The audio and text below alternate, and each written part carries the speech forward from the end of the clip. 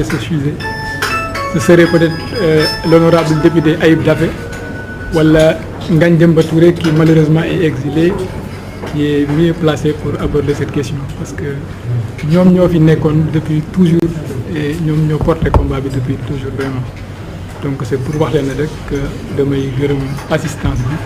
ci confiance bi. Et aussi analyse bi c'est pas l'analyse d'un spécialiste. Moi je suis juriste mais je suis privatiste. Donc pour ngeen comprendre s'il y a des incohérences. Dama bëggoon juste soulever quelques incohérences par rapport à cette décision du Conseil constitutionnel. Et boo leen xoolee première liste rejet bi et le président Ousmane Sonko dafa bokk ci ñu njëkk a rejeté lu tax ñu ne parce que moom dossier am matul. Lu tax matul parce que dafa amul quittance caisse de dépôt et de consignation te ñun ñëpp gis nañu dans quelles conditions la ko amul. Et même juge yi ñoo rendraat encore une autre liste beneen décision de rejet bu ñu defee recours ba pare ñu wax ne que effectivement que le fait que le président Ousmane Sonko amul quittance du fautam fautu administration bi la donc son dossier est complet les mêmes juges alors que ñoom waxoon nañ ne au début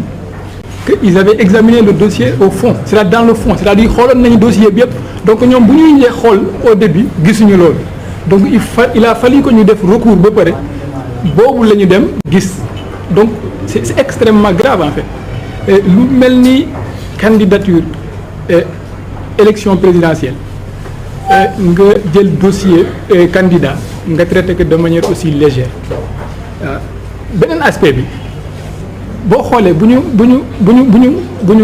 en fait quand ils ont rejeté le dossier parce que le dossier n'est pas complet ñu ñëwaat ci beneen aspect ñu ne léegi que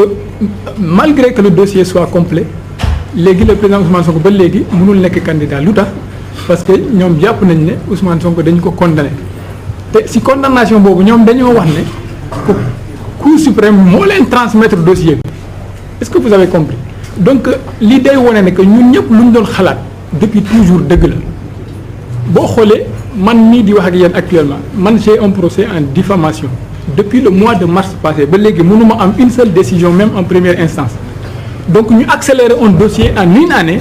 ñu jeexal ko ba pare et par je ne sais pas hasard la wala conseil constitutionnel ñu dem la même personne ñu ne lii moo tax ñu valider te ñu ne cour suprême ci boppam moo leen yónni dossier bi te da ngay xam ne décision boobu mais bu ñu waxee ne am na benn décision bu ko condamné et génnee ko ci basé ko ci article nee nañ article 30 L30 du code électoral lañ ko basé te boo xoolee article L30 bi. L130 oui L130 non L30 article L30 waxul ne il est inéligible article L30 day wax ne que ne doit pas figurer sur les listes électorales te boo figuré wul ci liste bi loolu procédure la laajte il faut mu am une procédure administrative boo xam ne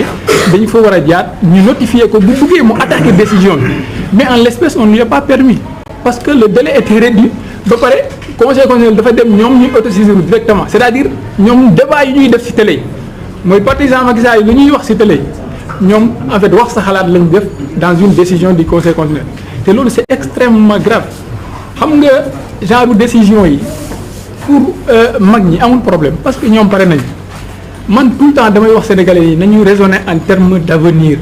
man bu am 30 ans aujourd'hui man dinaa dund ba peut-être que sama doom mës a nekk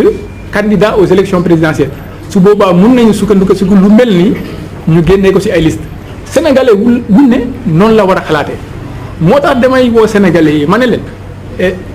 il faut vous préparer xam nga man j'étais gendarme et je ne suis pas un fouteur de trouble mais gis nga am na fu mbir di toll il faut se préparer gis nga lii c'est un problème de génération c'est un problème d'avenir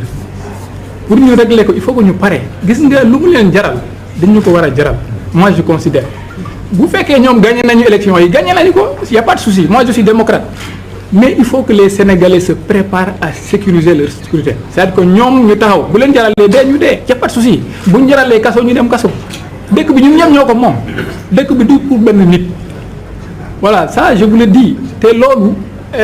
bu fekkee ne jaralul Sénégalais xam nga yàlla nee na dëkk bu ne façon dirigeant bu mu mérité la koy jox bu fekkee ne ñun nangu nañu ne que nit ñi jaay ñu doole teg ñu ci coono injustice depuis des années ñu nangu ko y a pas de souci mën nañ ko nangu man j'ai une capacité de résilience extraordinaire mais nag damay woo Sénégalais yi wax leen ne il faut vous préparer je ne demande pas à ce que ñu confisquer élection yi wala ñu imposer leen suñu volonté mais il faut vous préparer si quelqu'un veut vous imposer une volonté vous devez vous préparer à protéger la justice et le droit parce que tey bu fekkee boo gisee ni man ak ni ma toll nii aw ma doole may dox ci mbedd bi kenn dóoruma c'est parce que y a une loi y a un règlement bu fekkee ni dem nañu ba loolu respecté wuñu ko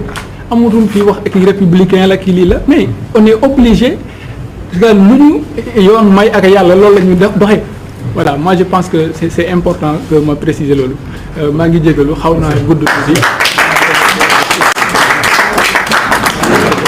Merci capitaine. Merci capitaine. Je crois que merci pour les éclairages. Nous appelons l'allié Massokhna Kane. Faut pas lui dire maître, c'est l'allié. L'allié Massokhna Kane, il va placer un mot et après on donnera la parole au président Birame Souleye pour livrer le message des leaders alliés du candidat Ousmane Sonko.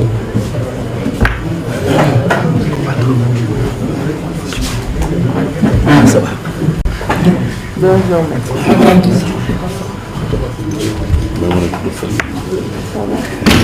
Bonjour, hello. Ça va bien?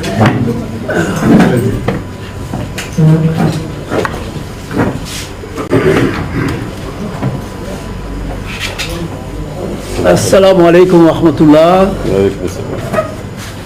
Bonjour ou bonsoir. Je peux dire que je suis très fier de notre presse parce que c'est vraiment impressionnant. On voit que vous prenez vraiment votre métier au sérieux et que vous êtes toujours au front comme nous les acteurs politiques. Ce n'est pas aujourd'hui Maître Massokhna Kane qui est devant vous, avocat, mais c'est Massokhna Kane, chef de parti Union des forces patriotiques, qui est là devant vous aujourd'hui et qui est membre de cette coalition. C'est important de le dire. Je ne vais pas reprendre ce que les uns et les autres ont déjà si bien dit, mais je veux juste faire quelques observations. Ce pays nous appartient, à nous tous, plutôt appartient à nos enfants et à nos petits-enfants, qui sont en train de